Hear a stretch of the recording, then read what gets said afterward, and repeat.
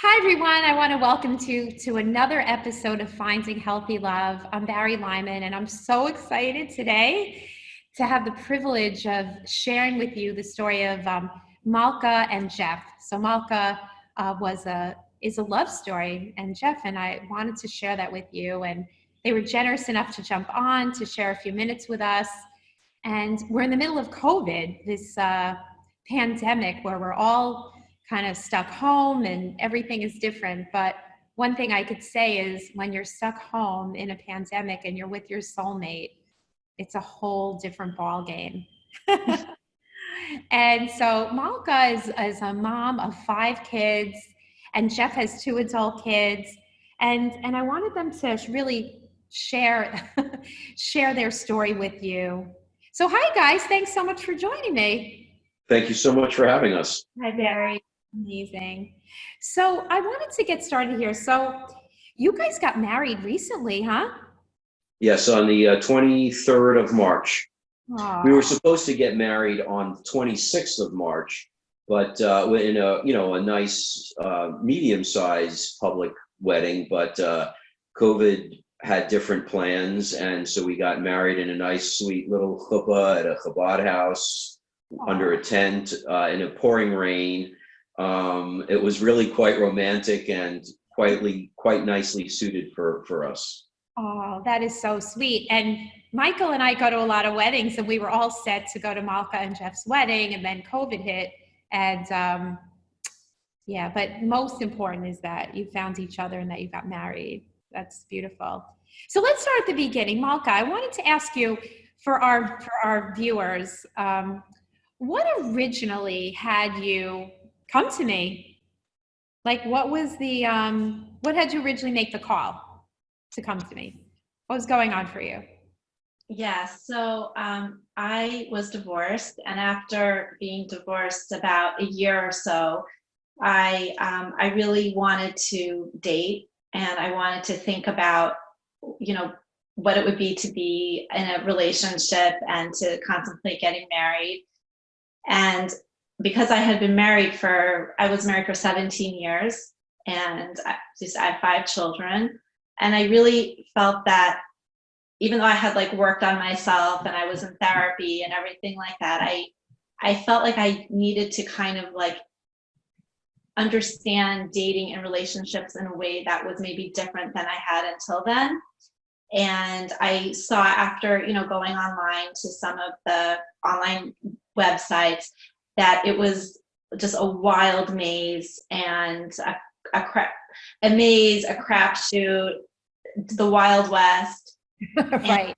And it was really, and I just felt that I wanted to go into it with a sense of like what I'm doing for myself, to understand what am I looking for? What, you always hear that second marriages don't work out, that, people come in with the same garbage as their first marriage. And I was scared, but I knew I wanted something else. I wasn't going to leave a marriage to live the rest of my life alone, or to go into another difficult relationship. And I wanted to be aware enough that I could be as open-eyed as possible. And so I had seen, I guess you had advertised, and I think I reached out to you, and we had set up a meeting, and we had spoke, and we had worked together. I had started doing the modules, and it was amazing. I felt like it gave me like a vision and a grasp on what it meant. It wasn't just about going out and dating, but introducing me to the fact about how I had to kind of understand myself and get to know myself and date myself and be coachable, and how to kind of do a sort of internal process before going out there. And that really resonated with me. Right. And so so it was quite a journey, right? It was quite a journey, right? Of clearing the past and opening yourself up to a new future with your soulmate.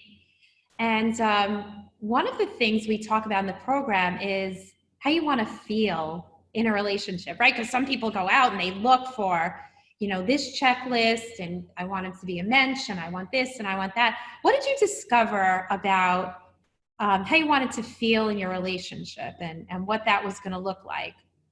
Well, I tripped over myself left and right. I think people have the tendency to think like, oh, I know it all. I don't need, I don't need me to marry. I'm fine. I've got this.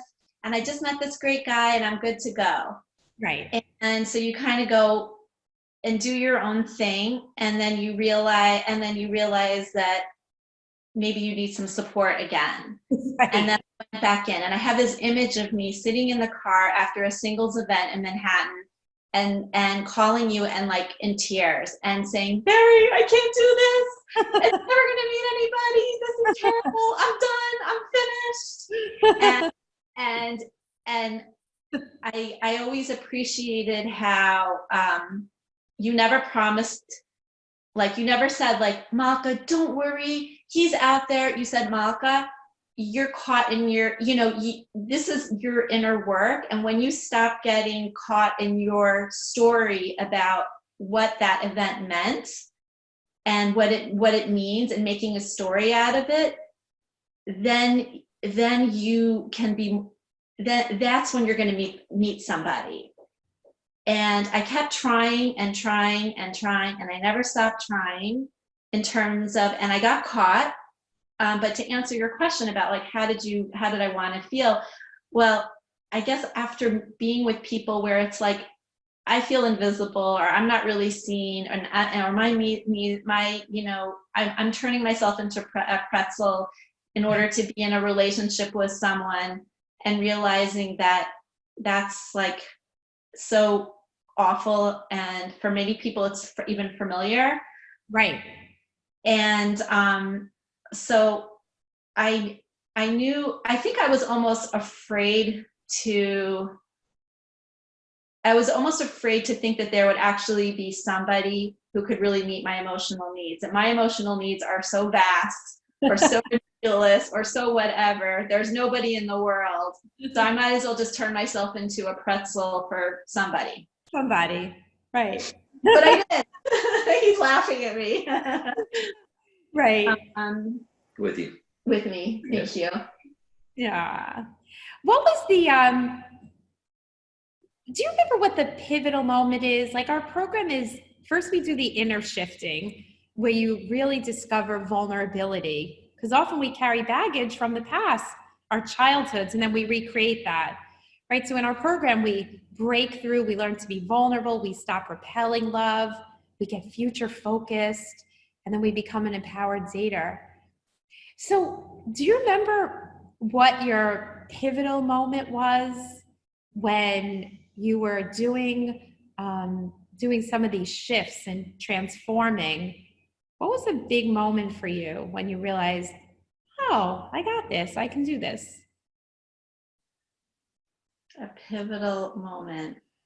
There's a lot of ups and downs, Bari. I don't know if I think there were times when, I think every time that I like went on a call or when I was really good about participating, and I'm not saying this just to pump whatever people, listeners are out there, but having the reality check of constantly checking in with people and hearing you say where you're at is an automatic way to kind of get you back on track of if you're really fooling yourself or if you're really like onto something that's real. And sometimes that's like a week by week kind of thing. I think after a breakup that I had with somebody, I realized that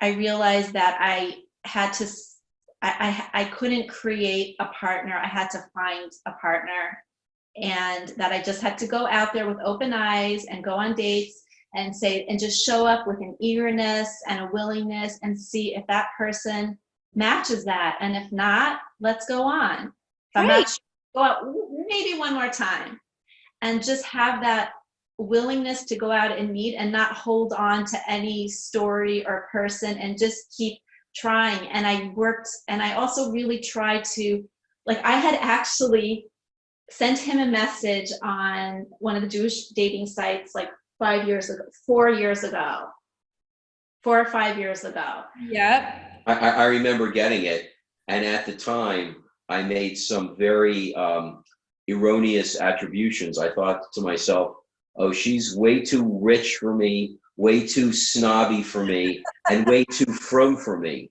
And only at that time, 4 years ago, and only one of those attributions at that time was accurate.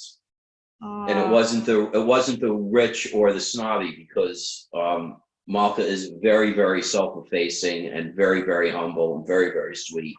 And thankfully, economically, we're pretty well matched. I had a lot of spiritual growth that I needed to rediscover in my life, and spent the next 4 years on that path. Not because of Malka, because I needed to do that. Yeah. And then our story picked up sort of at the end of last December. Right. So then somebody had sent me like a video, like someone was just another way to try to introduce people. And somebody had sent me a little video clip of Jeff talking about himself, and I reached out to him, and we spoke on the phone, and then we were going to get together for coffee. It was a great phone conversation, by the way. It was at the end of December, and I was not this December before. December 2018. Yeah. And I was really very, very intrigued with, I felt like Malka really got me. And then 2 days before we were going to meet for coffee, I got this text message from Malka that said, oh, for a really great reason, I can't meet with you. And so I'm like, oh my God, she's so cool that even when she breaks off a get together, she does it with class and poise. And I was so jealous of whoever it was she was going to be meeting. So anyway, the fact was, though, I really wasn't even ready at that point yet to appreciate what Malka brings to the table. And it wasn't until August of 2019 that both our lives slowed down to the point where we were able to finally meet in person. But as we reconnected, I made her promise that no matter what, she was going to show up, even if she got engaged the day before to somebody else. She had to keep that appointment. I didn't care. And it was really, at least as far as my experience goes, very, very moving moment when we finally met. I was blown out of the water. Oh, and what was different about her from your previous experiences in your past life? There was a certain quality and caliber of her neshama that was very tangible and palpable, and I felt like I was really standing in the presence of a tremendously powerful, gorgeous, intelligent, in touch human being that literally blew up my entire game book and playbook, and I was totally floored. And she's been blowing my life up ever since, and I couldn't be happier. Oh, that is so beautiful. Malka is such a special neshama. Like, we knew she is just so loving and kind and generous and spiritual and deep, and we knew that, but she had to up-level her own belief in herself and separate from fears and limitations that came from the past that we carry. And once she stood into her own, and her name is Malka, right? Like her own greatness, right? Well, that point actually does not go unnoticed to me. In fact, every time I say her name, I am reminded of my place in the relationship. And very early on, we've established that Malka is my queen. We serve the same king, and I get to be her knight. And as romantic and as hokey as that may sound, it's been a paradigm that's worked very, very well for us. And it really plays to my strengths and her strengths. And it's really, it's really lovely. I mean, I don't mean to sound like saccharine-y. We have had, our occasional blip, but that just makes us more real. And at our core, we really are looking out for each other's backs. And I really feel like I found my soulmate. And I get the distinct impression that you feel the same way. Yeah. I know, Barry, can you imagine? I mean, this is like, I mean, Jeff is like my best friend and my partner, and we work well together. And it just amazes me that like I kept going. I never got caught up in his story. Well, you know, if I'm meant to, I'm meant to. I mean, I really turned over every stone, and I sucked it up. I just kept sucking it up and reaching back out. And I think it was hard for me to, you know, like you go out with people and you feel like, oh, well, I should, you know, okay, fine.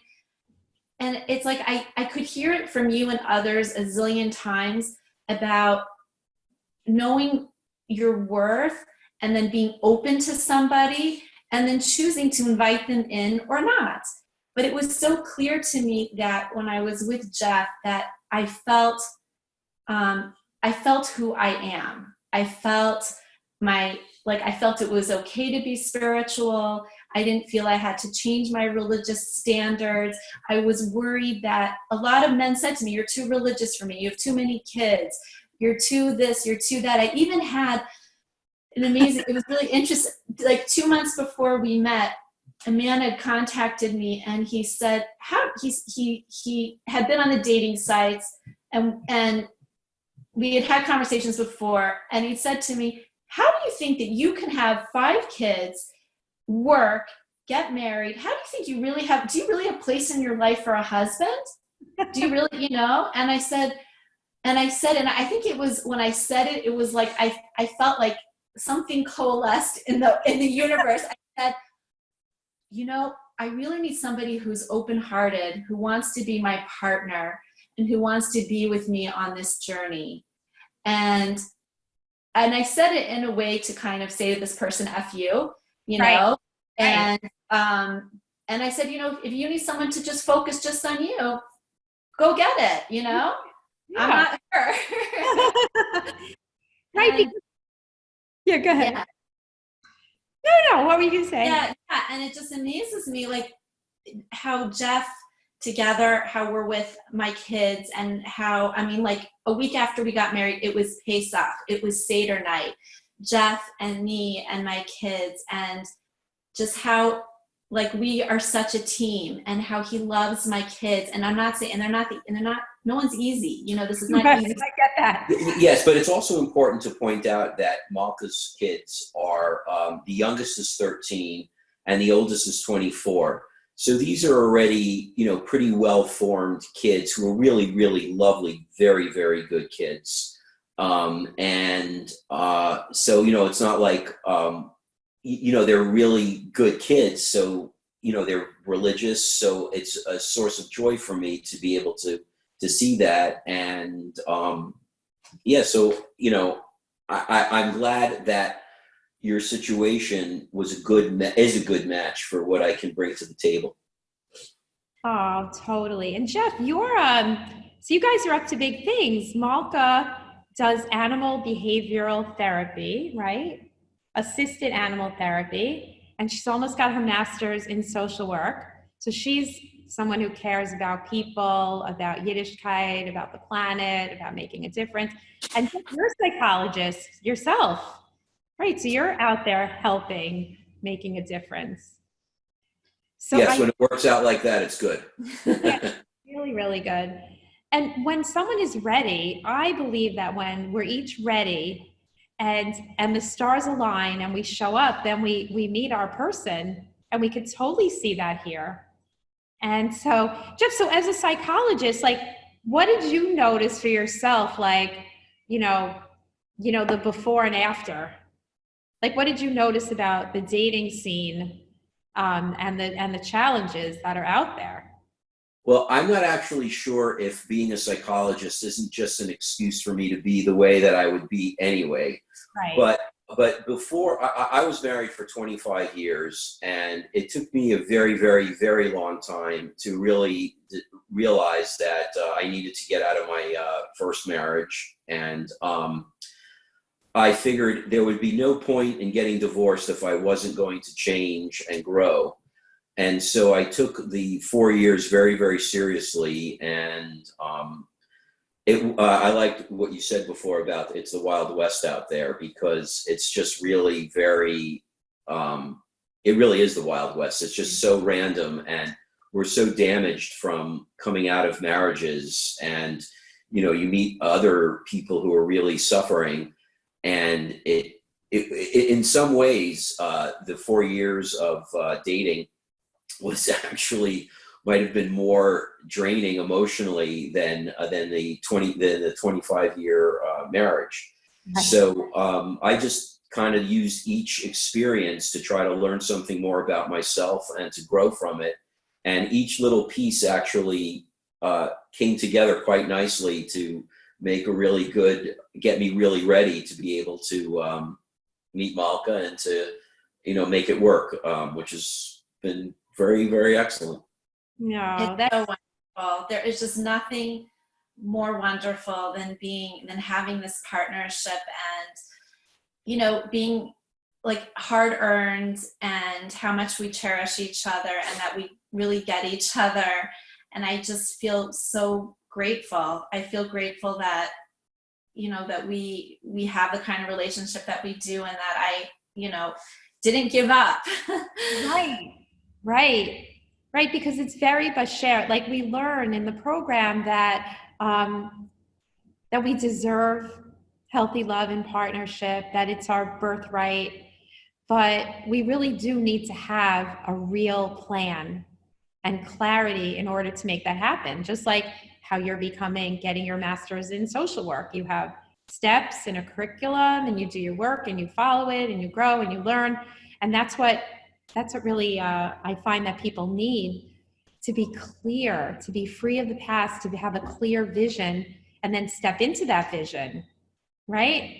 And so when we are able to do that, I mean, life now with Jeff and your kids versus before, right? I want to say one other thing that I think for me, as a religious woman living in the religious community, and all kinds of faith communities could could people could have this, which is that I think it's important to be willing to stand on your own and not need the approval of people around you to sanction or to approve. Because if you stand and wait for other people, even your own children, to approve, it's scary. It's scary in a way to know that people might be judging you, not approving of you, not liking who you're dating, thinking, having all kinds of thoughts, and at the end of the day, not even having any suggestions for you.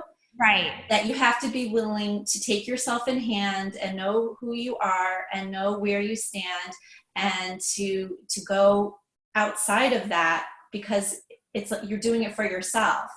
Right. And if you wait for anybody or anything, I mean, everybody loves Jeff, and all my neighbors, everybody loves him, and they think he's great and wonderful.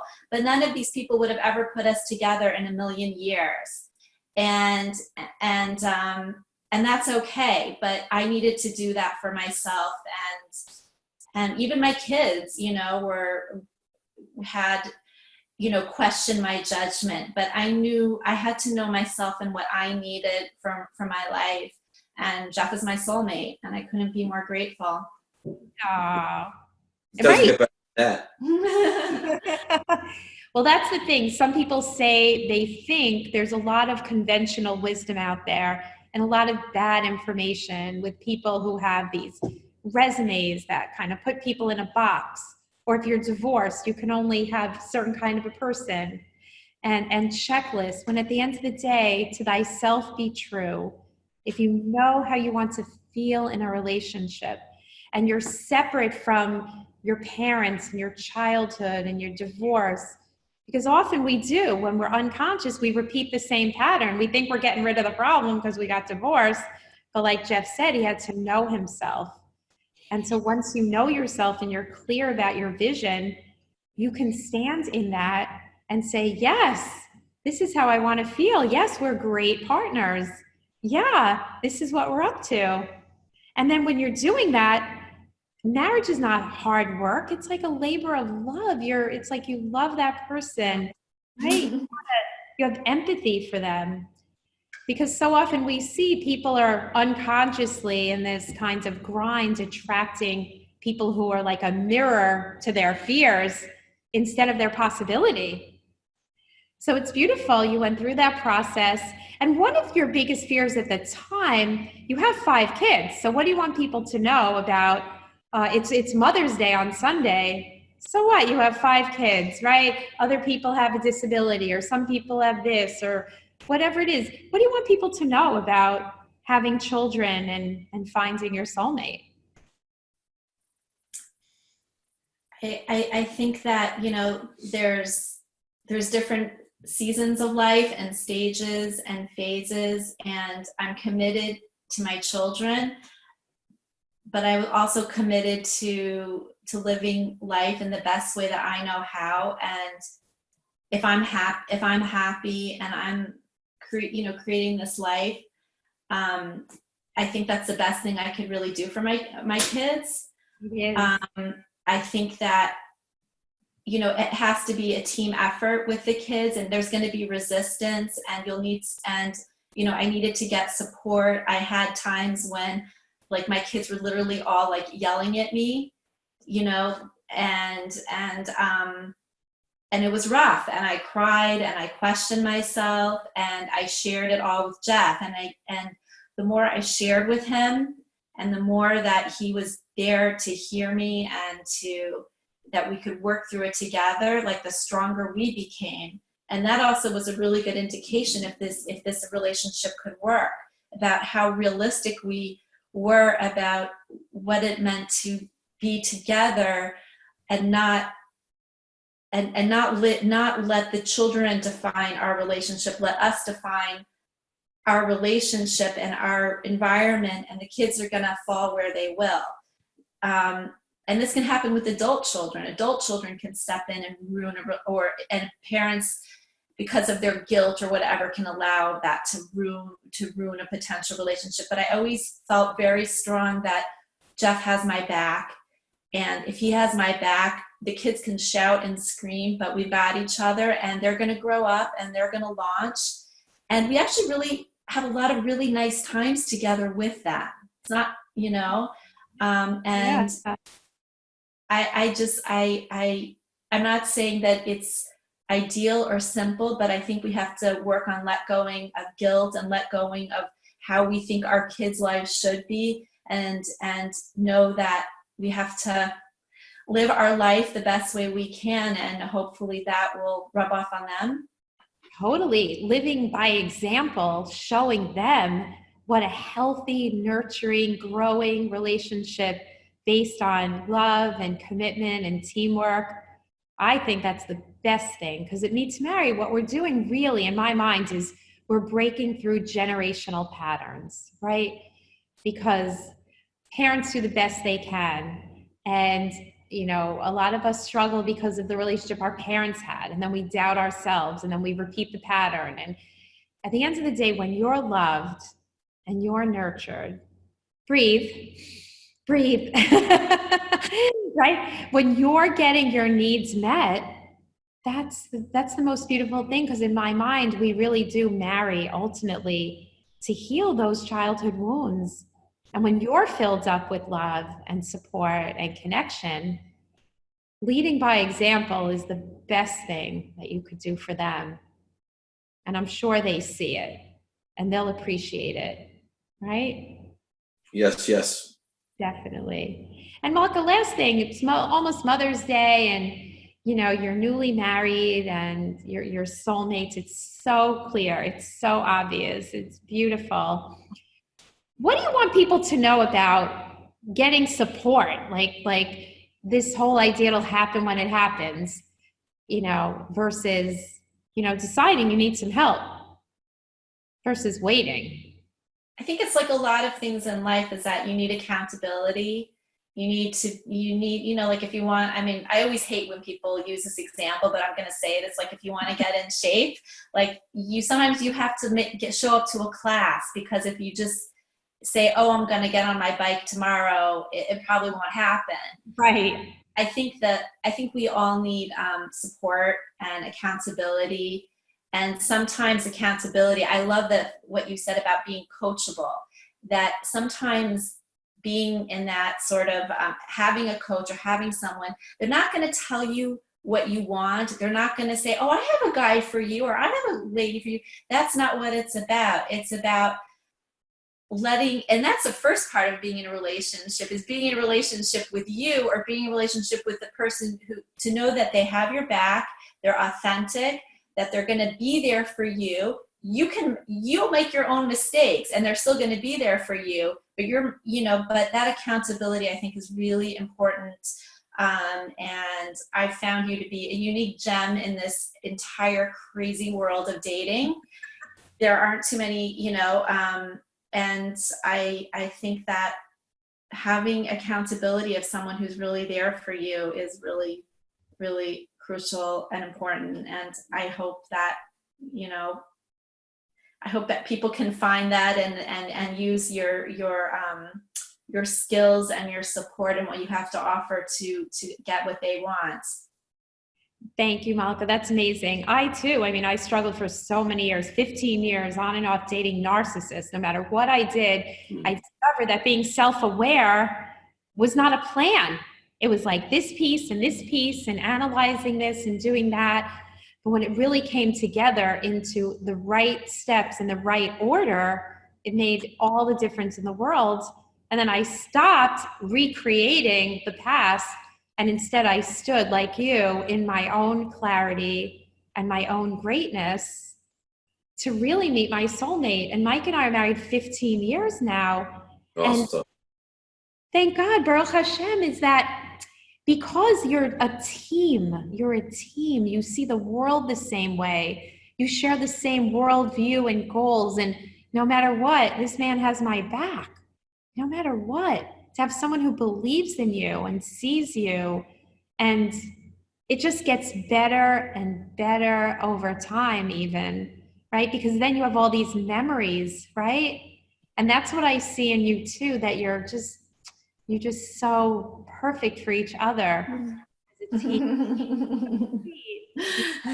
And Malka, you did what you had to do to make it happen. You didn't hang back. You didn't make excuses. You did the work. You stumbled. You took a few steps backwards. Then you soared, and you hung in there. And ultimately, that's what makes it happen. And then when you met Jeff, you could recognize him. You felt it, right? Yes.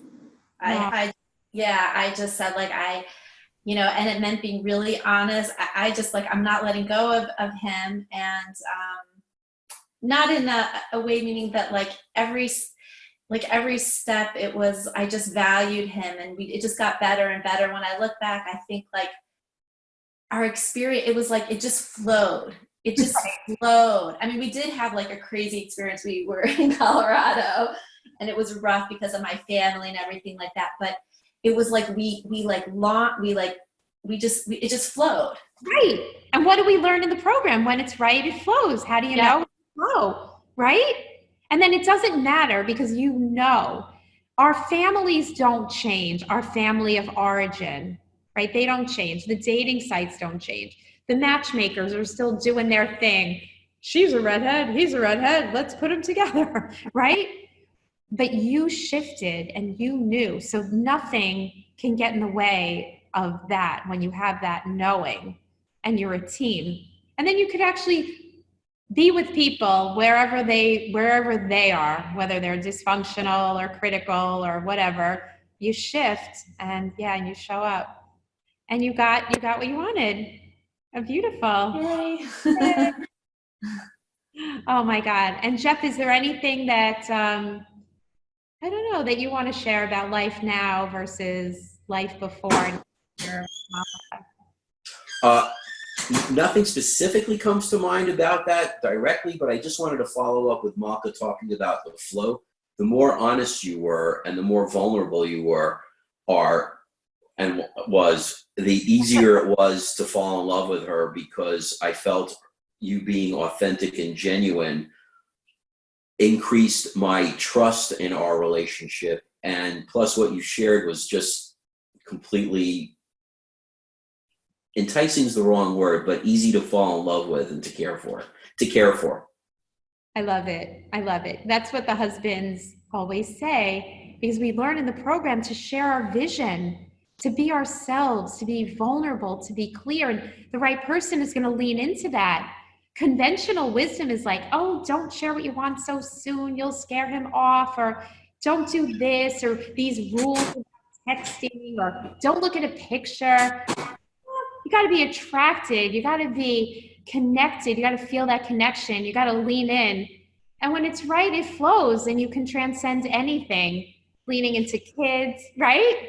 Yeah, I just want to say one thing. We're talking about like being vulnerable. So Jeff always, like, our first date, we met at like a Ben and Jerry's, and he always talks about, he's like, and you pulled up and like, I didn't know what to do, like you blew, like, and so I got out of the car, and he said, oh, like, and he said, like, well, he says it better, but he's like, I was like trying to figure out, like, what do I do? Like, what do I say?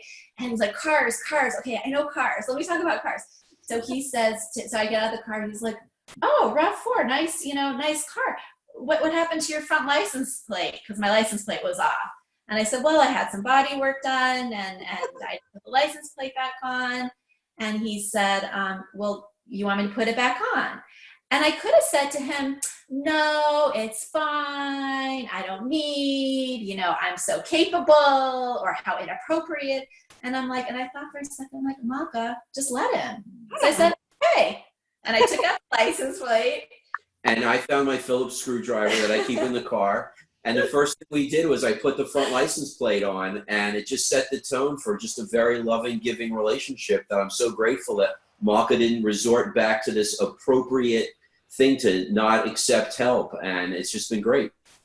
I love it. That's so beautiful. And that it's so telling, like how a first date is, just being yourself, being free. I find my husband was the same way. Everything flowed. I just felt like I knew him. It was like, he was so warm.